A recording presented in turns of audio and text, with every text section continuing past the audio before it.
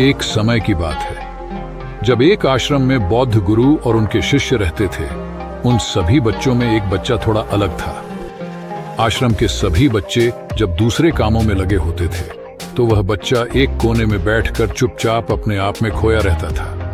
वह अक्सर किसी से ज्यादा बात नहीं करता था। आश्रम की सभी जिम्मेदारियां पूरी करने के बाद जब सभी बच्चे पूरे दिन की घटनाओं के बारे में बातें करने लगते हैं, तब वो शांत रहने वाला बच्चा एक बरगद के पेड़ के नीचे बैठकर ध्यान करने लगता। सभी बच्चों को देखकर आश्चर्य होता था, क्योंकि उसका कोई दोस्त नहीं था।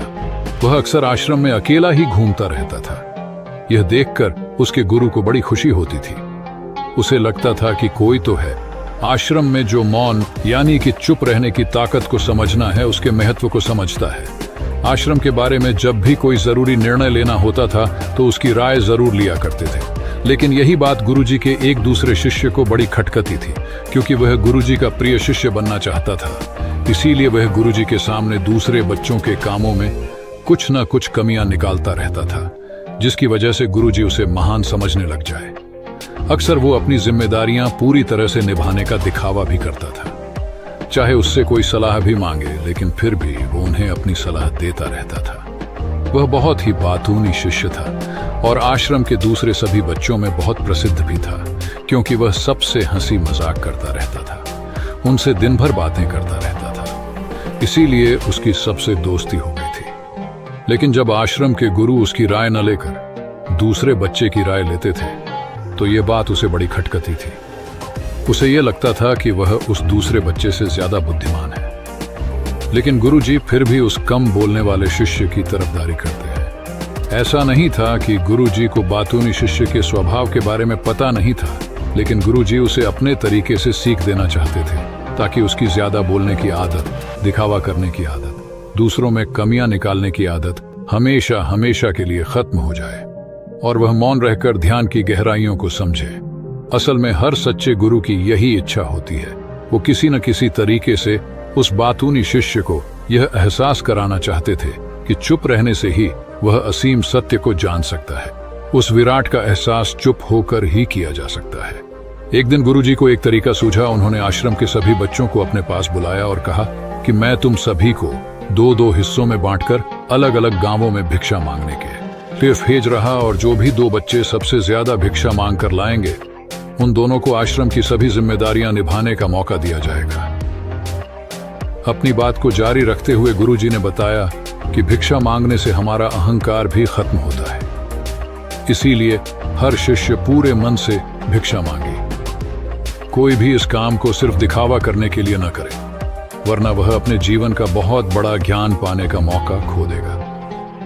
आश्रम के गुरुजी ने जानबूझकर बातूनी शिष्य और चुप रहने वाले शिष्य की जोड़ी बना दिया। बातूनी शिष्य के मन में सिर्फ एक ही बात चल रही थी कि इस बार उसे मौका मिला है और इस बार वह गुरुजी को दिखा देगा कि वह चुप रहने वाले शिष्य से कितना ज्यादा बेहतर है। दोनों शिष्यों ने आपस में अपनी सहमति से निर्णय लिया कि दोनों गांव के अलग अलग जगह से भिक्षा मांगना शुरू करेंगे, ताकि भिक्षा मांगने का काम जल्दी खत्म किया जा सके। चुप रहने वाला शिष्य हर द्वार पर जाकर अपने हाथ जोड़कर अपना भिक्षा का पात्र उनके सामने कर देता।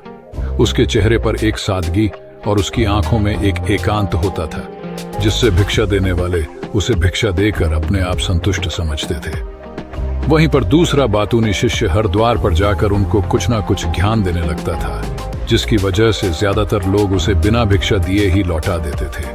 पूरे गांव में भिक्षा मांगकर जब दोनों गांव के बीच में मिले तो बातूनी शिष्य ने देखा कि चुप रहने वाले शिष्य के पास उससे 2 गुनी भिक्षा थी। यह देखकर उसे मन ही मन में बहुत ठेस पहुंचा। लेकिन जब वह दोनों भिक्षा का सामान लेकर आश्रम की तरफ जा रहे थे, तब बातूनी शिष्य को एक चालाकी सूझी। उसने चुप रहने वाले शिष्य से कहा कि हमें अपनी भिक्षा एक ही थैले में डाल लेना चाहिए। गुरुजी ने हम दोनों को एक साथ भिक्षा लाने के लिए कहा था। चुप रहने वाले शिष्य ने बिना कुछ बोले अपनी सारी भिक्षा उसके थैले में डाल दी। बातूनी शिष्य मन ही मन में बहुत खुश हो रहा था कि अब गुरु को यह पता नहीं चलेगा कि ज्यादा भिक्षा हम में से किसने मांगी है।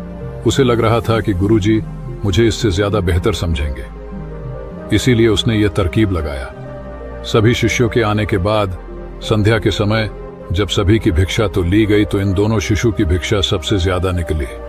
गुरुजी ने इन दोनों का अभिवादन करते हुए आश्रम के सभी बच्चों के सामने उनकी पीठ थपथपाते हुए उन्हें मुबारकबाद दी और कहा कि मैं आश्रम का कार्यभार तुम दोनों को नहीं सौंप सकता है। इससे आपसी मतभेद होने का खतरा है। इसीलिए तुम दोनों में से जो ज्यादा भिक्षा लेकर आया है, आश्रम की जिम्मेदारी उसे ही सौंपी जाएगी। जब उन्होंने दोनों शिष्यों से पूछा कि तुम में से ज्यादा भिक्षा मांगकर लाया था, तो बातूनी शिष्य ने कहा कि गुरुजी मैं इससे दुगनी भिक्षा मांगकर लाया था, लेकिन मुझसे गलती हो गई कि मैंने वह दोनों भिक्षा एक ही थैले में डाल ली।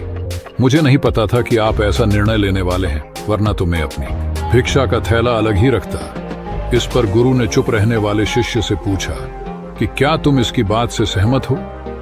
क्या तुम इससे कम भिक्षा लेकर आए थे? यह सुनकर चुप रहने वाले शिष्य ने कहा कि गुरुजी मेरे पास ऐसा कोई भी साधन नहीं है जिससे मैं यह साबित कर पाऊं कि मैं इससे ज्यादा भिक्षा लेकर आया था। असल में ये उल्टा बोल रहा है, दुगनी भिक्षा में लेकर आया था, ये मुझसे आधी भिक्षा लेकर आया था और इसीलिए ही मुझसे भिक्षा एक थैले में डालने की बात कहा था। आश्रम से कुछ दूरी पर एक पहाड़ी थी जिसके पीछे सूरज अभी अभी संध्या के समय ढल रहा था। गुरुजी को तो पता था कि सच कौन बोल रहा है, लेकिन बाकी बच्चों के सामने सच साबित करने के लिए उन्होंने उन दोनों से एक सवाल पूछा कि पीछे पहाड़ी पर तुम्हें क्या दिखाई दे रहा है? यह सुनकर वह चालाक शिष्य झट से बोल पड़ा कि गुरुजी पहाड़ी के पीछे सूरज अपना रंग बिखेर रहा है, आसमान में लालिमा छाई हुई है, यह बहुत ही सुंदर दृश्य है। वह तो और भी बहुत कुछ कहना चाहता था, लेकिन गुरुजी ने उसे चुप करते हुए दूसरे शिष्य से जवाब जानने के लिए प्रयास किया। जब उसकी तरफ देखा तो उसकी आंखों में आंसू भरे हुए थे। श्रद्धा, भक्ति और प्रेम से उसकी आंखें भर आई थी। गुरुजी को उससे पूछने की जरूरत ही नहीं पड़ी। गुरुजी ने सभी बच्चों को संबोधित करते हुए कहा कि मैंने सवाल किया था कि पहाड़ी के पीछे तुम्हें क्या दिखाई दे रहा है। ज्यादातर लोगों को यही दिखाई देगा कि एक बहुत सुंदर दृश्य है, लेकिन मजे की बात यह है कि सुंदरता बोलकर ही नहीं बताई जा सकती, उसे महसूस भी किया जा सकता है और सामने वाला सुंदरता को आपकी आंखों में देख पाता है। चुप रहने वाले शिष्य की तरफ इशारा करते हुए जी ने कहा कि असल में सुंदरता किसी बच्चे ने देखी है, दूसरे बच्चे ने सिर्फ सुंदरता की ऊपर ऊपर से व्याख्या की है, लेकिन इसने वास्तविकता में उस सुंदरता को महसूस किया है। अपने आप को ऊंचा दिखाने की सभी कोशिशें नाकाम होती देख वह चालाक शिष्य वहीं पर फूट फूट कर रोने लगा। उसको चुप कराते हुए गुरुजी ने कहा कि बेटा, मुझे पहले से पता था कि तुम झूठ बोल रहे हो, लेकिन मैं तुम्हें उस झूठ का एहसास कराना चाहता था। सभी बच्चों को संबोधित करते हुए गुरुजी ने बताया कि शब्द एक जाल की तरह होते हैं। हमारे ज्यादा बोलने की वजह से बहुत सारी समस्याएं पैदा होती हैं। जब कोई आदमी एक बात को बढ़ा चढ़ाकर बोल देता है तो उसे साबित करने के लिए शब्दों के जाल में फंसता चला जाता है और इसी वजह से अंतर्मुखी होने की बजाय वह बहिर्मुखी होता चला जाता है। वहीं पर जिस भी व्यक्ति को अपनी अंतर यात्रा करनी होती है, अपने आप को पहचाना चाहता है, उसे सबसे पहले चुप रहना सीखना होता है। जरूरत से ज्यादा बोलना या फिर हर वक्त बोलते ही रहना, यह सब हमारी अंतर यात्रा में बाधा बन जाती है। जब आप चुप रहने का अभ्यास करते हैं तो आप अपने साथ वक्त बिताने लगते हैं, जिससे कि आप अपने एकांत को जान पाते हैं। एक बार अगर मन में एकांत स्थापित हो चाहे तो आपकी आंखों में, आपके चेहरे पर वो सादगी, वह एकांत, वह स्पष्टता की झलक, सब कुछ सामने नजर आने लगता है। कुछ साबित करने को नहीं रह जाता, कुछ बताने को नहीं रह जाता, सब कुछ आंखों में देखा जा सकता है। चुप रहने वाले शिष्य की तरफ इशारा करते हुए गुरुजी ने कहा कि अभी जो दृश्य है इस बच्चे ने देखा, वह ज्यादा बोलने वाला आदमी कभी नहीं देख पाएगा। वह अपनी बुद्धि से तर्क वितर्क करता रहेगा कि उसे क्या क्या दिखाई दे रहा है। किलो उसमें से वह महसूस कुछ भी नहीं कर पाएगा। उसे दिखाई दे जाएंगे तो सिर्फ पहाड़, सूरज या फिर उसकी लालिमा, लेकिन उस सुंदरता को, उस विराट को, उस अद्वैत को वह कभी नहीं देख पाएगा। अगर चुप रहने की कला सीखनी है तो तुम्हें सबसे पहले एक बात ध्यान रखनी होगी कि तुम्हें किसी को भी बिना वजह खुश करने की कोशिश नहीं करनी है। ज्यादातर लोग इसी वजह से ज्यादा बोलते हैं क्योंकि वह दूसरों को खुश करना चाहते हैं, अपने आप को साबित करना चाहते हैं। उस साबित करने के चक्कर में वह शब्दों के जाल में फंसते ही चले जाते हैं और धीरे धीरे वहीं उनकी आदत बन जाती है। अगर कोई व्यक्ति दूसरों को खुश करना चाहता है तो वह कितने लोगों को खुश कर पाएगा, उसकी यह भूख बढ़ती ही जाएगी और वही संसार में सभी को कभी भी खुश नहीं कर पाएगा।